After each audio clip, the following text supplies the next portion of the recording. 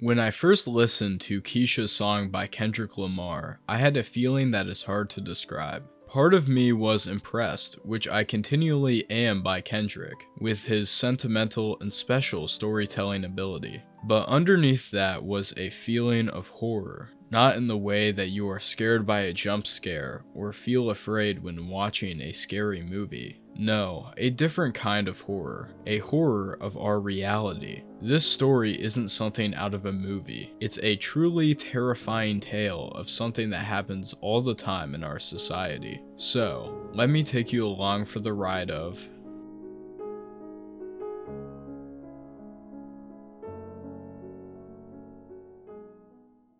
Despite being the title, the person of our story is not given a name until the last words of the song, because while the story can be applied to a specific person like Keisha, it can also apply to many nameless, faceless people in the world who are nothing but a statistic. This isn't just Keisha's song, it is a song for all of the people who lived or live similar, tragic lives.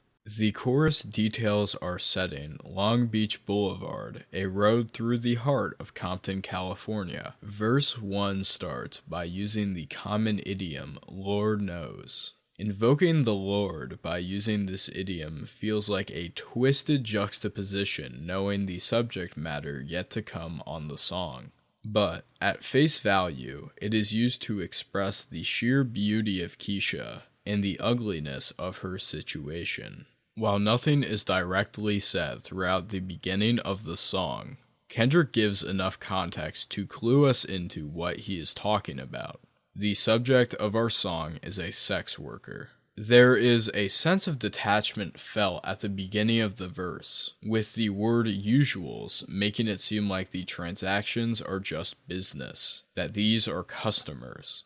That helps contextualize Keisha's perspective, as this is what she does for a living. The imagery of line 2 not only details the sadness of her situation, as her work leaves her body sore, but it also alludes to what her work actually is. And despite the soreness her work leaves her, she makes little in terms of money, and the money she makes goes directly back into what she does, trying to doll herself up as much as possible to be the most appealing for her consumers. This idea showcases the fact that by engaging in these acts, Keisha has made herself an object just to be sold and distributed to the customer, the sad reality of sex work. There is a sense of irony created with the next lines, Tupac being one of the most popular rappers in California, but also having the song Brenda's Got a Baby, which has a very similar message to what is being told in this song. And just like Brenda, Keisha is not even a legal adult yet, adding another layer to how wrong her situation is. 17 is an age where you should be having fun, enjoying life, focusing on your education and what you want to do as you become an adult, not an age where you should be resorting to selling your body for money. The message of the song is the primary purpose of this video, but it is worth taking some time to acknowledge how well Kendrick is able to construct these next lines. He starts by being hyperbolic, referencing FloJo and comparing her to how Keisha runs for money, with FloJo being a notorious Olympic and women's sprinter, having the world record in the 100 meter and 200 meter dash, while also happening to have her roots in California. He mentions her not just for that purpose, but also to transition to Joe Blow, which is just a placeholder name for an ordinary person, to then go to Money to Blow, and then finally to Blow Job, finishing the scheme, tying everything back together with Keisha's work. Truly a masterful job of songwriting. We get an answer to a question the listener may be asking themselves. If Keisha is getting money from all these men, why is she still penniless? Kendrick gives us the answer, describing with alliteration how the money she makes is given to her daddy or pimp. This creates a sense of injustice, one that will only grow as the song continues.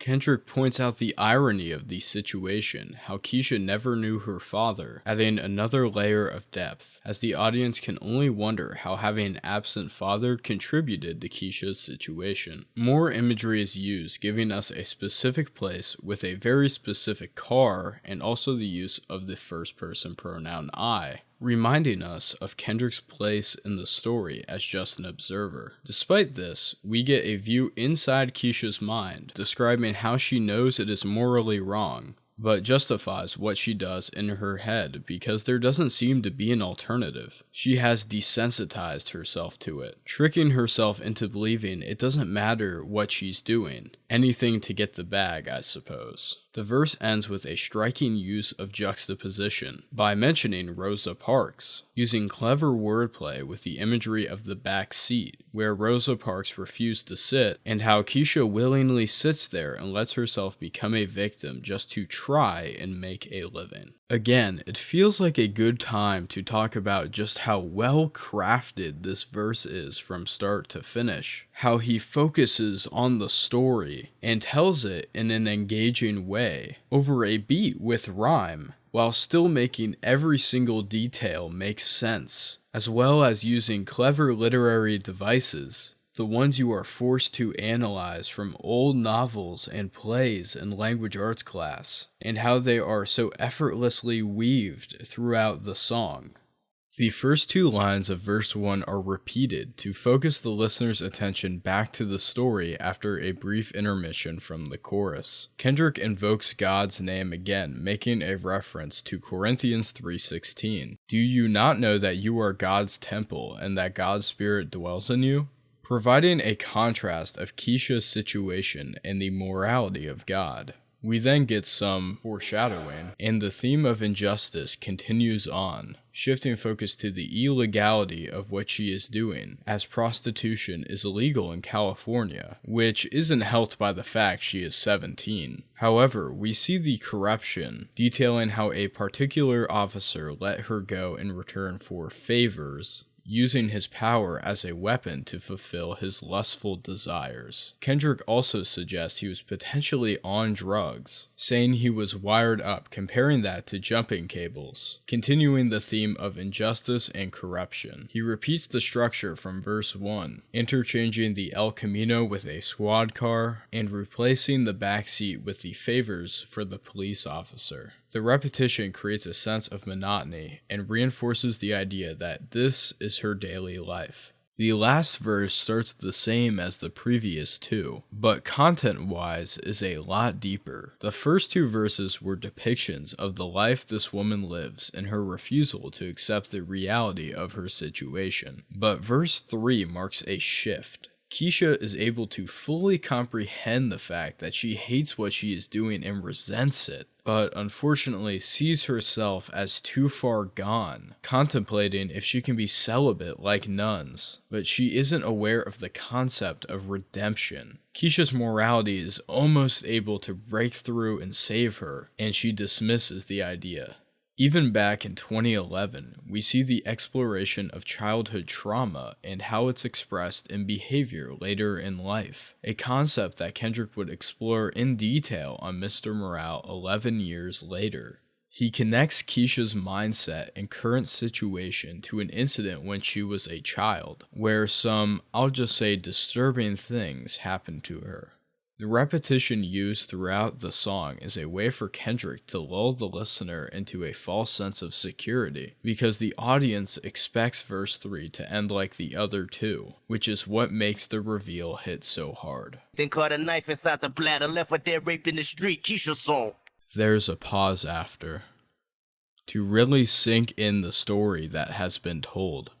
A girl who has lived 17 years, who we have followed for 3 verses and close to 4 minutes of time and song, is dead. You can't help but wonder if this was one of the better outcomes for Keisha, who felt trapped in her situation and in a morbid way was finally let free. It's then revealed this whole thing is sort of a frame story, because Kendrick is telling this story to his little sister, in the hopes that she will not fall into the same trap that Keisha did. and that maybe by releasing this song, he could prevent some other people out there in the world from a similar fate.